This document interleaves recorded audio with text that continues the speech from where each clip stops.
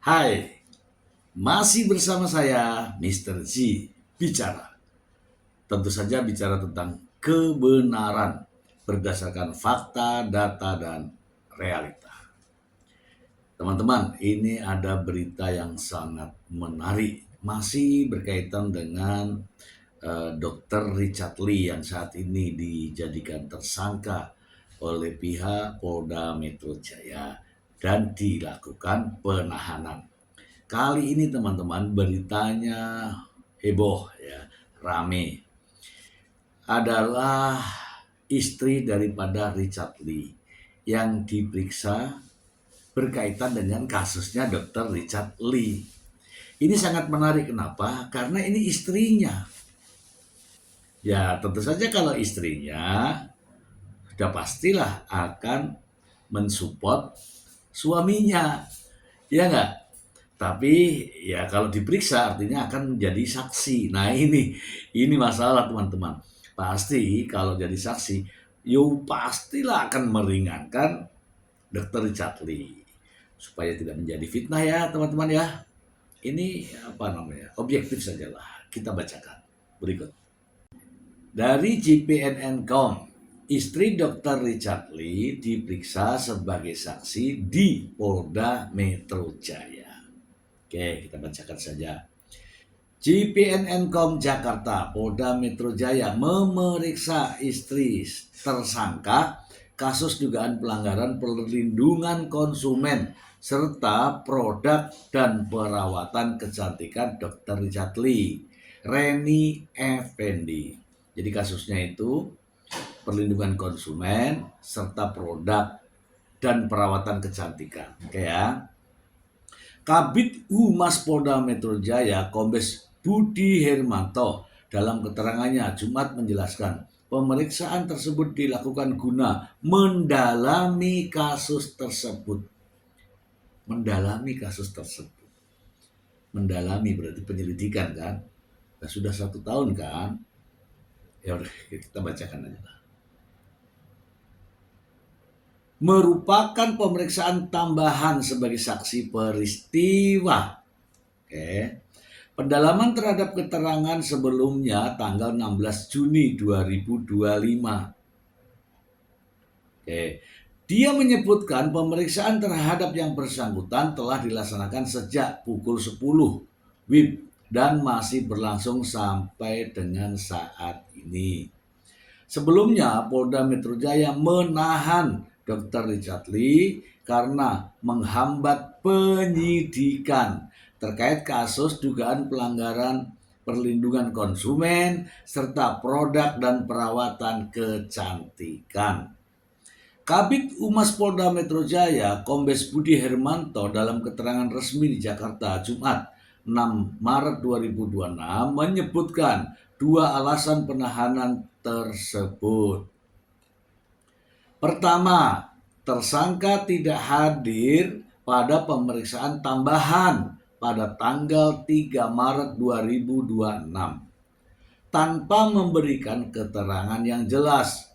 Justru pada hari tersebut tersangka live di akun TikTok Ungkap Budi. Ini ya jelas ya teman-teman. Oke. Kedua, sambung dia, tersangka juga mangkir wajib lapor pada Senin 23 Februari 2026 dan Kamis 5 Maret 2026 tanpa alasan yang jelas.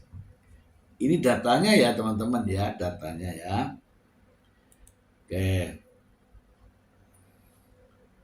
Atas dasar tersebut terhadap tersangka DRL dilakukan penahanan pada pukul 21.50 WIB di Rutan Polda Metro Jaya.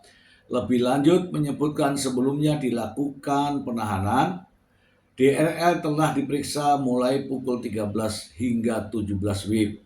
Dalam proses pemeriksaan tersebut terdapat 29 pertanyaan yang diajukan. Richard Lee resmi ditetapkan sebagai tersangka pada 15 Desember 2025 terkait kasus dugaan pelanggaran perlindungan konsumen terkait produk dan perawatan kecantikan. Dalam laporan polisi yang telah terregister dengan nomor LPB nomor 731712/2024 SPKT Polda Metro Jaya, Richard Lee diduga melanggar sejumlah pasal. Nah, teman-teman simak nih pasalnya ya. Pertama, pasal 435 junto pasal 138 ayat 2 Undang-Undang nomor 17 tahun 2023 tentang kesehatan dengan ancaman pidana penjara maksimal 12 tahun penjara dan denda maksimal 5 miliar rupiah. Simak nanti kita akan ulas.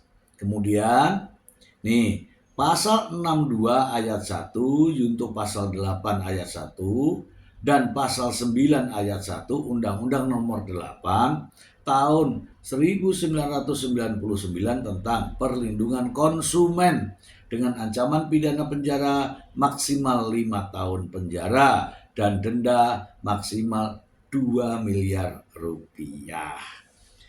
Oke, sudah clear ya teman-teman ya, sudah clear. Jadi dari berita ini Richard Lee ditahan karena mangkir dari panggilan. Benarkah demikian? Ya, itulah yang saya dapatkan dari berita ini. Kita akan ulas dulu ya teman-teman ya. Baik teman-teman ya, ini cerita dulu. Sebelum kasus ini berlanjut sampai sekarang ini, sebenarnya hal ini sudah dilakukan oleh Badan Pengawas Obat dan Makanan. Ini kan terkait dengan produk. Kepala Badan POM telah mengambil langkah-langkah. Yang pertama, masih terkait yang sama nih, masih yang sama.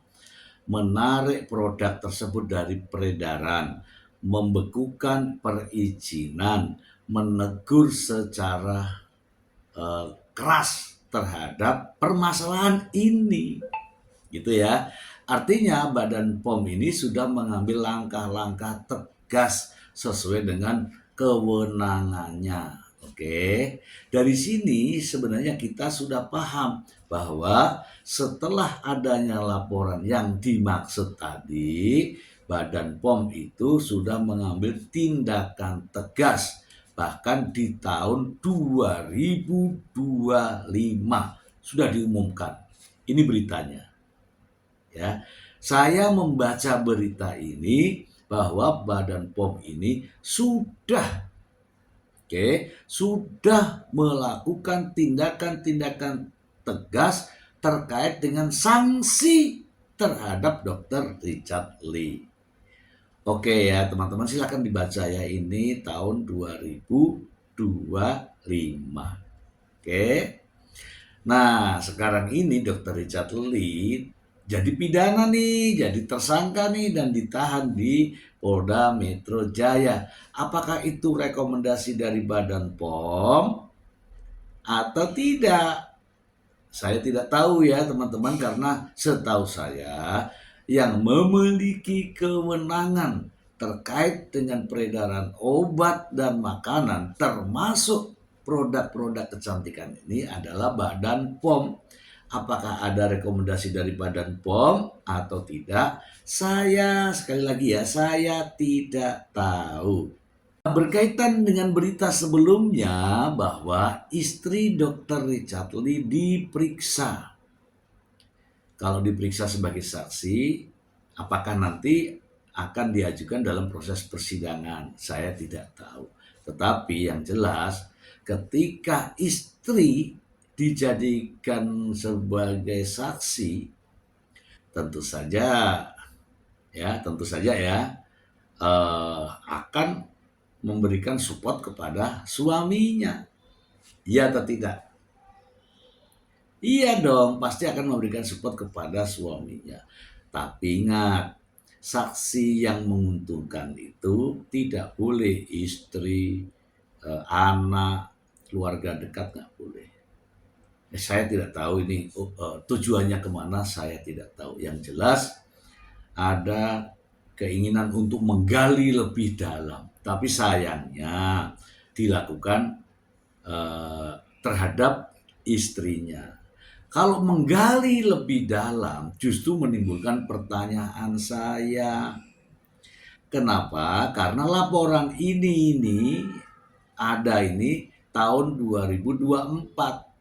Penetapan tersangka tahun 2025. Berjalannya 1 tahun ini kurang dalam apa dalam proses penggalian?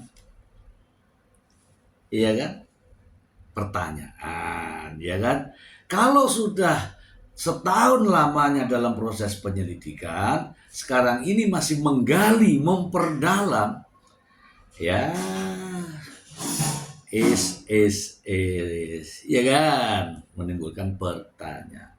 Tapi silahkan saja lah, silahkan saja, karena kewenangan kan ada di pihak penyidik.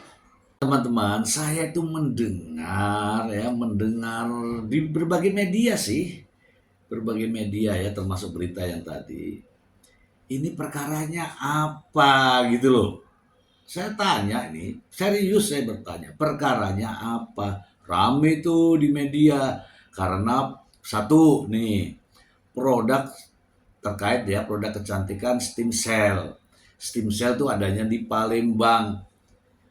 Doktif itu dari Banten datang ke Palembang. Sekarang pertanyaannya, apa tujuannya ke Palembang? Apakah berniat baik sebagai konsumen atau tidak?